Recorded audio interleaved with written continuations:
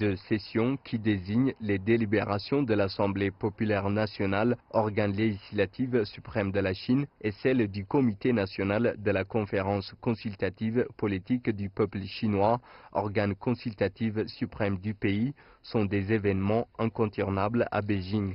Les deux sessions rassemblent les plus hauts dirigeants où ils abordent les questions internes et mondiales, dont les relations politiques et économiques de la Chine avec le reste du monde. Tlaonta Dese est un expert des relations sino-africaines au ministère éthiopien des Finances. Il estime que les décisions qui sortiront des deux sessions vont renforcer les liens sino-africains.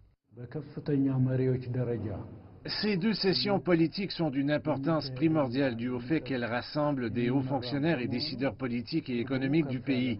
Lors de ces discussions de haut niveau, on estime que davantage de décisions qui renforceront les engagements pris lors du dernier forum sur la coopération sino-africaine seront avalisées et qu'il y aura des directives politiques qui guideront le prochain forum de l'initiative Ceinture et Route.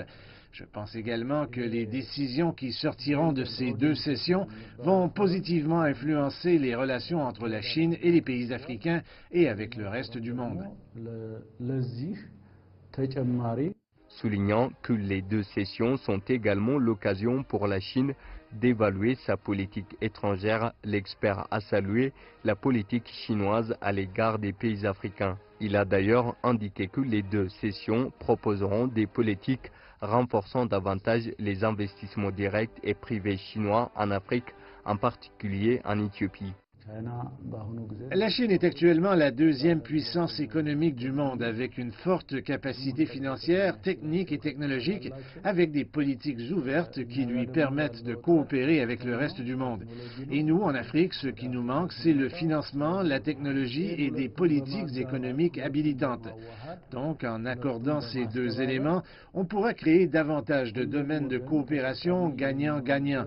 À cet égard, je m'attends à ce que les deux sessions aboutissent à des décisions importantes.